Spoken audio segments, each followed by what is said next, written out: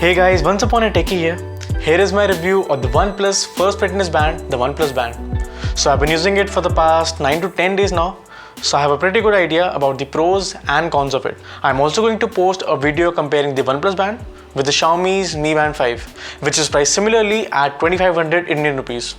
So if you don't want to miss it, then please go ahead, subscribe to the channel and hit that bell icon to get notified when I post it. Let's start with the contents in the box. So you get the band, charging cradle, which I will talk about it a bit later, and some paperwork. Yeah, that's it. Now, as soon as I wore it, I felt that band is quite comfortable, which is always my first priority. Because if you're going to wear it on a daily basis, then it should be comfortable, right? The strap is thick, which will be able to withstand daily wear and tear. Although I'm not digging the design that much, especially the OnePlus branding at the bottom and the glossy ring around the capsule too, which I think will lose its shine as it will get scratched up over the period. On the upside, it weighs just 22 grams, so it didn't annoy me at all. And I only noticed it when it buzzed for notifications.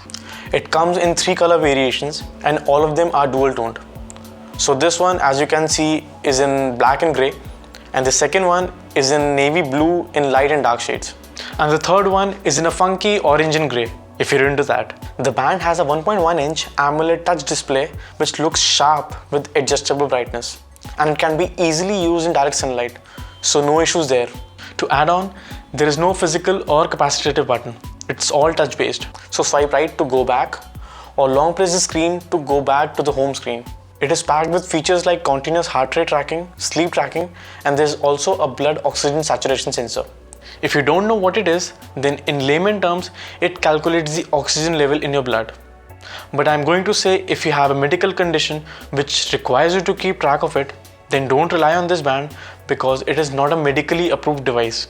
So you're better off with an oximeter. OnePlus band also has a 3-axis accelerometer and a gyroscope which are useful for tracking your activities like walking, running, and tracking your different workouts, which includes 13 exercise modes. It is also 5 ATM plus IP68 water and dust resistant, so you can take a shower or even go for a swim while wearing it. Coming on to the battery life, there's only a 100 mAh battery, which OnePlus claims can last for 14 days. But that's probably without automatic heart rate and blood oxygen tracking on, as I exhausted the battery life in exact 7 days, and I've only turned on the heart rate tracking with 6 minutes of intervals, and that's clearly bad for a fitness band. Coming on to the charging, I just don't like a separate charging cradle. To charge the band, you need to take the capsule out of the band and connect with the cradle. This will make the capsule fitting loose in the long run for sure. Now I get it that to provide a USB Type-C port was difficult as the capsule is already so small, but there could have been a different charger like magnetic charger in the Mi Band 5. There is a OnePlus Health app that connects the band with your smartphone so that you can see all your stats in detail and add other functions.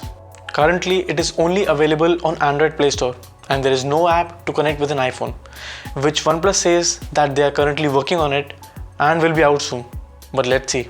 Okay, so everything is not fine with the app. It is buggy and everything isn't working as it should.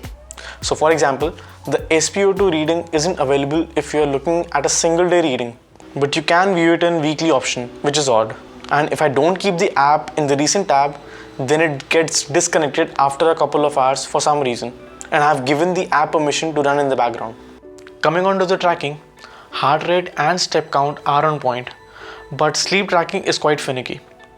To show you what I'm talking about, here are my sleeping stats. It is showing that I woke up 3 times, which is absolutely wrong, as I didn't wake up even once. Also, it shows my sleeping score as good, but below it says poor. I mean, this is confusing. All that being said, these things can be fixed through software updates. It all comes down to when it's going to be fixed. Now for the general usage, like most of you will use it for, OnePlus band will notify you about phone calls, text messages, other app notifications, which you can choose via the OnePlus Health app. You can read notifications from apps like Gmail, Instagram, Facebook, Slack, WhatsApp, or any other app, but there is no option to reply to them.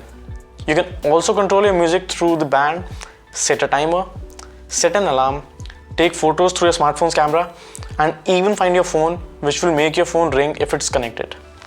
There are around 40 watch faces which you can choose in the companion app, and only 5 can be added to the band at once. You can also set a pic from your gallery to set it as a watch face too. Now to sum it up, OnePlus Band is good, but there are some kinks which need to be ironed out. Most of them can be fixed through software updates as per my knowledge, but battery is a big letdown, which obviously can't be fixed through software updates. All that being said, I still think we need to cut some slack as it's OnePlus' first fitness band.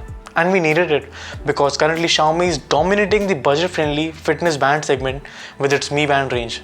And it's always nice for us consumers to have variety and competition, which will keep these companies on their toes to make better products. Well, what do you think about the OnePlus Band? Let me know in the comments. And thank you to each one of you, especially my old subscribers, for sticking to the channel as I took a very long break. We're definitely going to be more consistent with posting videos. So if you found this video helpful, please leave a like and subscribe to the channel. And be sure to follow me on other social media platforms. Regardless, thank you for watching. This is OnceUponATechie signing off.